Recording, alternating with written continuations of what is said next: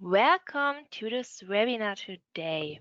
Our topic is tips for working from home knowledge management. Just quickly before I hand over to my colleague, there are some short important information. As usual, we muted all of you, but of course you can always ask your questions by entering in the question area of your GoToWebinar control panel. My colleague will of course answer your questions at the end of the presentation. That's now basically all from my part, and we can start with the webinar session. So I hand over to my colleague Edgar Grassel. Welcome, Edgar, it's your turn.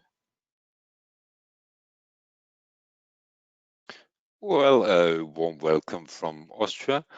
My name is Edgar Grasel. I work for ELO Digital Office in Austria, and in our webinar series Tips for Working from Home, I will show you today how we use the knowledge management to share our knowledge even if we are in the home office. So some weeks ago, something changed. This I showed you in the last two webinars out of this series. Normally, we work in the office in Austria. We are 10 people here, and we have everything we need to do our work. We have access to our data. We have our own workspace. We can communicate with each other in an easy way. So maybe I meet a colleague at the coffee machine and I can ask him a question and I will get an answer. But 3 weeks ago, something changed, or we had to change something because we were forced to work from home. And not only the place we work now, from where we work now, has changed, but the way we have to work has changed as well. Because when you're in the home office, you need to set up a proper workspace where you can do your work. It has to be quiet. The company has to enable access to your resources. You have to have access to your applications and your data and so on. We managed it by using our existing VPN connection. You have to set up some communication tools that the employees can talk to each other, they can make meetings, and so on. So for this, we use Microsoft Teams because we had it already and it works for us fine. Then to prevent the people to share their files and information only via email or use the personal Dropbox, Google Drive, or OneDrive accounts, you have to set up a platform where they can store their information, where they can store their documents, and where they can share the documents with each other. For this, we use our own ELO. We have access, even if we're in the home office, and everybody's forced to save his or her files there. So the target for this is that everybody has the same level of information. Every file, every information is stored in our internal ELO. The files which are stored there are traceable, so you can say when did who what. We also use our collaboration tools like the document feed to share some more information to a document or to a folder or something. And we now have to use our workflows and our tasks. As I said, we are 10 people in Austria. We didn't need to use our workflows very often. We didn't need to use the document feed because we're all in one place and we can talk to each other in the short way. So I go to my colleague and tell him something and say, look, it's in our ELO. That's not possible today. We're in our home office. We had to change those things. We have to use workflows now, and we have to use our collaboration tools. The next thing, when you're in the office, you have an idea. You say, well, wouldn't it be nice when we make a webinar series about tips for working from home, where we can share our things, our challenges we had to face, that others get to know the same things. When I'm in the office, I will go to the colleague and tell him, and he would say, well, a good idea, or well, no, bad idea. Or when you want to ask a question, you want to know how to set up a webinar series. So what would I normally do when I'm in the office? I would think, who could know this?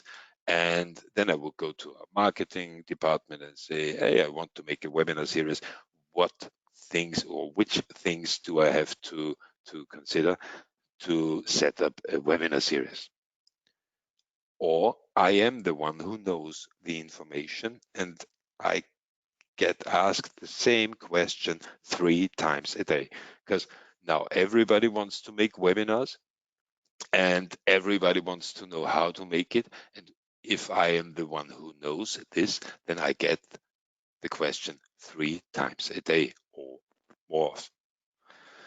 So in every case, when someone has an idea, when someone has a question, or when someone knows something, people would communicate with each other. They would talk to each other. They would maybe make a meeting and talk about the idea, or you know something and you make a presentation or something. But when you're in your home office, this way of communication doesn't exist. You can't go to your colleague because he's in his home office as well. Or you maybe you don't know who you have to ask to make a webinar series, and the information isn't there. So wouldn't it be nice when there is a platform where we can share this knowledge, where we can ask questions, where we can bring in our ideas and share them with others, and they can vote if the idea is good or bad or something. Give you an example. Our employee Gerd Baum has an idea.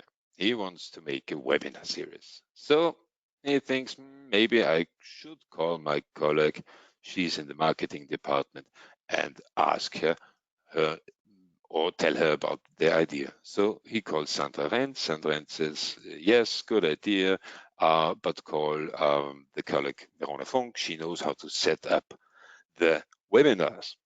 So he calls Verona Funk, asks her, you know how to set up a webinar. I want to make a webinar series. Can you send me the information? And she sends him the information in an email. There's maybe a Word document in it where he can fill in his title and date and so on. But she thinks, well, that's the third who asks me the same question this week. I think I'll store the information in a central platform in our knowledge management. And this I'll show you now. So we have our 3 employees, Verona Funk, Sandra Renz, and Gerd Baum. Verona Funk works with her desktop client because, well, she's used to it, and she needs to store many Word documents and PowerPoint presentations, and for this it works the best. And because she's asked the question 3 times a day, how to set up a webinar series, she now wants to write an article in the knowledge board. The knowledge board is used for writing articles, asking questions, or bringing in some ideas. It's really empty here. The reason is there are only German entries in here, and you can change the language which is used. And today we talk English, so there's nothing in it. And So she wants to write the article, and here she has the choice between asking a question, suggest an idea, or writing an article. For writing an article, she has to give a title. This I prepared already. How to set up a webinar.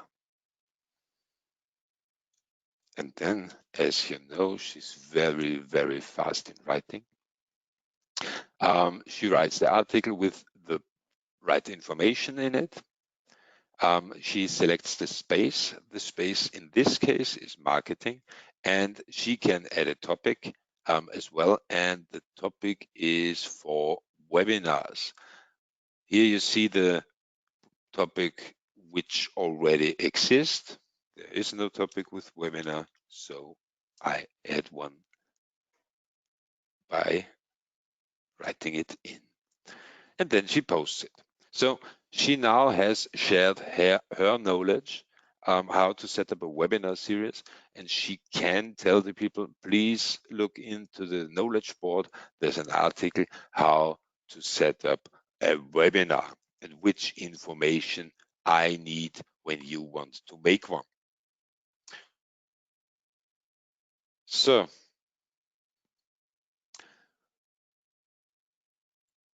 the Onefunk is finished for the moment. Gerd Baum, who uses his web client because it's light, it's fast, and he's used to it because he likes it, and because he has subscribed to the marketing space. He gets the information in his My ELO section that Verona Funk has posted or has written an article about how to set up a webinar. So, wrong turn. So he goes into the knowledge board, and there he can see the article, and he can read it, and he can add a comment or something, or he can vote for it. And when he votes for it, he says, well, that's a good article, which helped me because I want to set up a webinar series, and now I know how to do it. As I said before, Gerd Baum had the idea to set up a webinar series, and he can suggest an idea in the knowledge board as well. So he does it, and he writes his idea. One moment. Webinar series, tips for working from home. And then he describes his idea. Would be great if we could make a webinar series.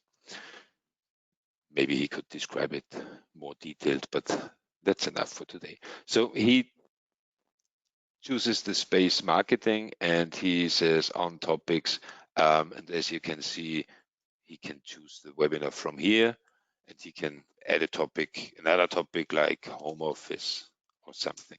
So why do we need this? Why do we need the topics? Why do we need the space? The space defines where the idea, the post, the question or something is stored.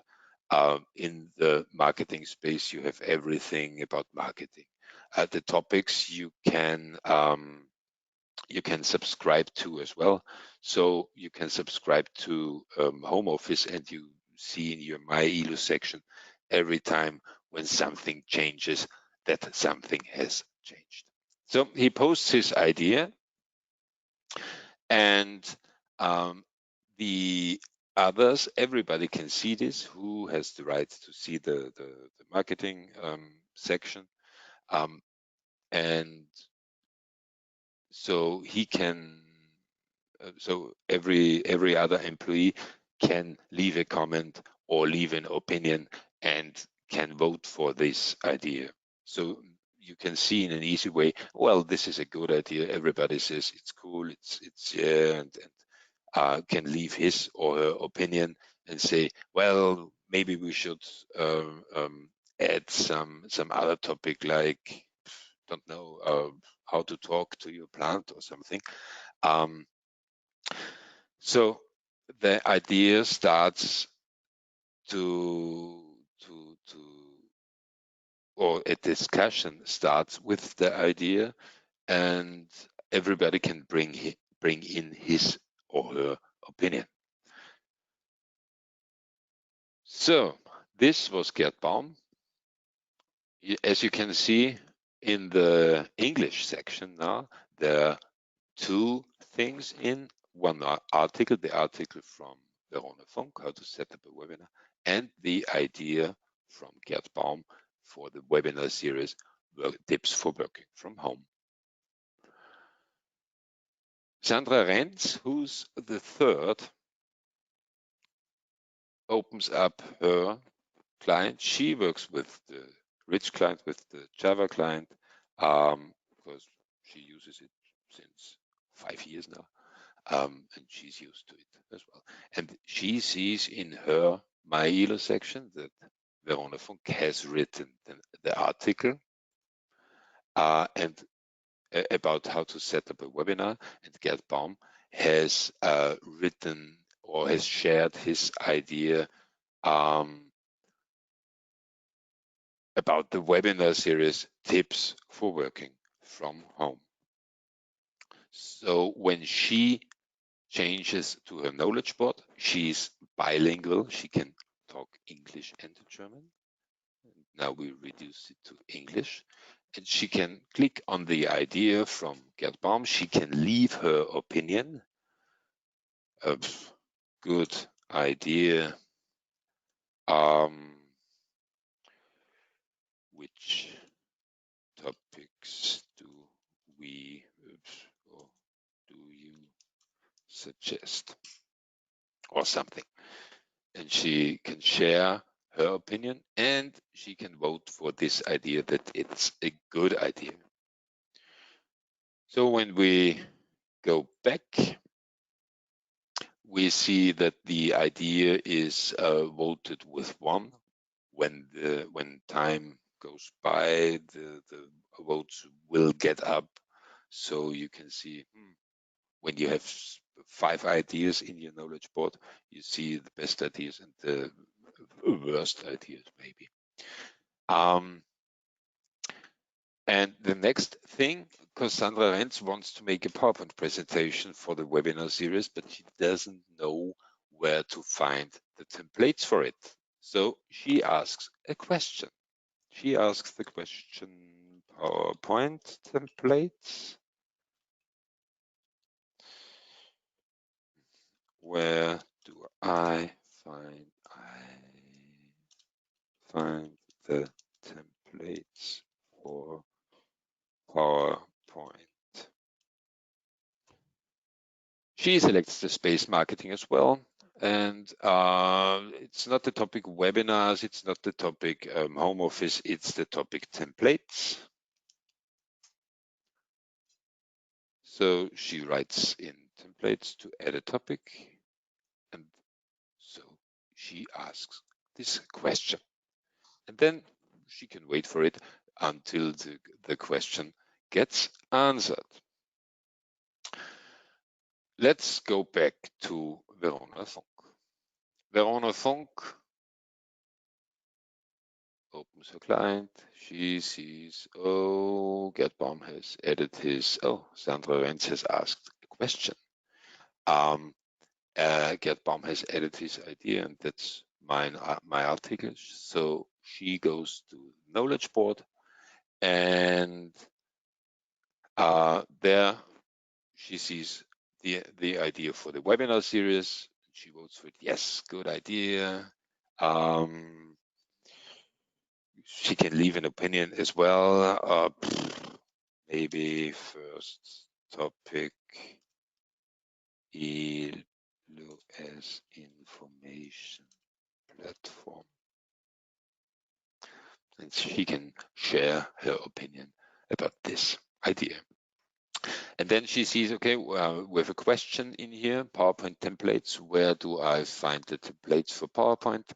And Verona knows it, and she writes, you can find it here, and she can leave a link to the, she could leave a link to the location if she didn't use the desktop client, I think. So no, she can't answer it because she doesn't know, but Gertbaum knows, and I'll show you later.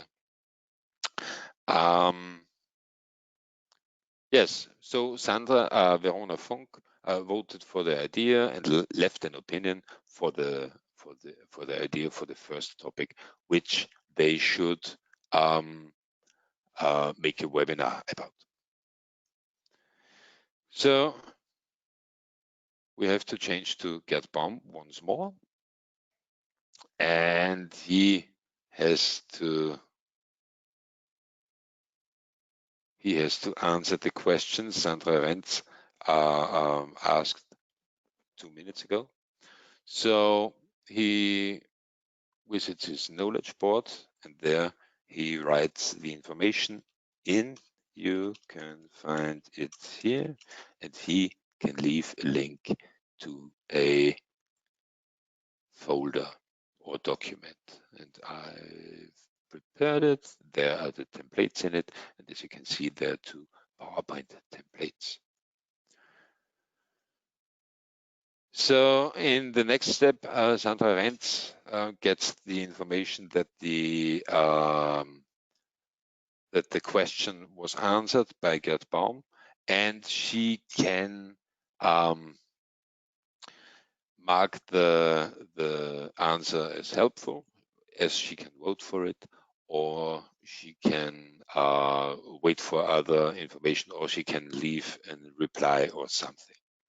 So when others go to the knowledge board afterwards, they see that there are some questions in the marketing sections, there's an idea, and there's an article how to set up a webinar.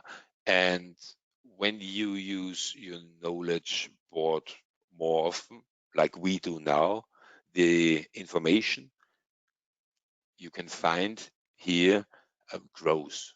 So you know where to look for it, and when you can't find it, then you can ask a question. So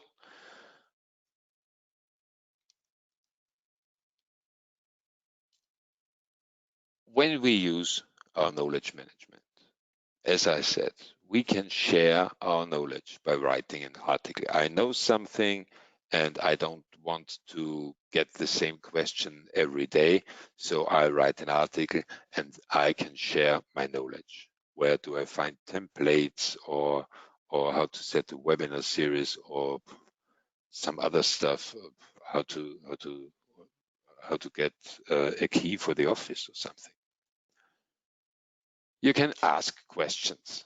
When you don't find the proper information you need, you can ask a question. Where do I find my PowerPoint template? And you get the right answers. You can share your ideas, and the others can vote for it. So you can find out which idea is good, which idea is not so good. What do the people think of it by sharing their opinions, and so on. And when you are really, really busy by writing articles, asking questions, and sharing ideas, you get reputation. And the more reputation you get, maybe at the end of the month, you get a bottle of wine or something. Depends on the company. So what goals have we achieved with this? The knowledge gets accessible, even if you're not in the office. The others can share their knowledge as well. So the whole knowledge of the company can be found in the knowledge board.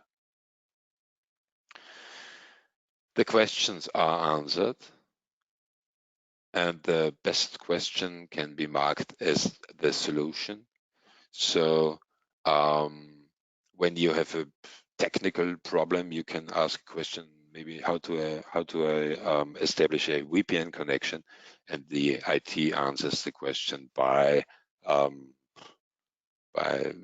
sharing a description in it like this. And the next colleague who has the same problem can or will find this question, and he gets the answer on the way.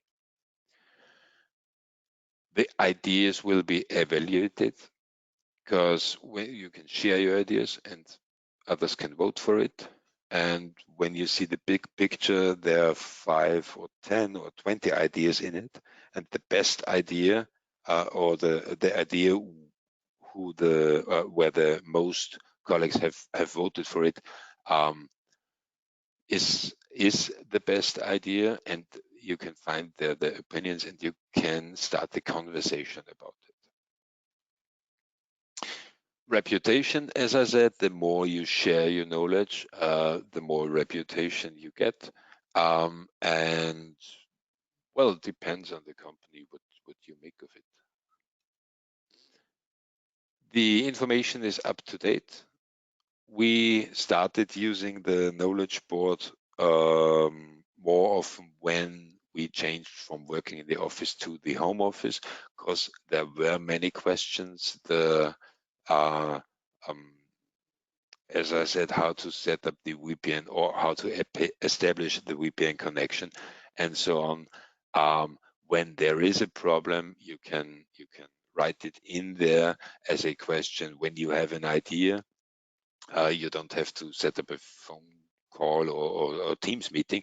You can write the idea in our knowledge board, and others will vote for it, and others will leave their opinions. So it has grown from some basic information about our company to a complete new topic: home office. How do I work in home office? How can I manage this and that, and so on. And the last goal that we have achieved is that the knowledge stays available. It doesn't get lost when the employee leaves the company, or when the employee is in holiday or something. It stays available because it's written in the knowledge board. So that was knowledge management with ELO, and now you can ask your questions if you want. When there are no questions, then I made it very good.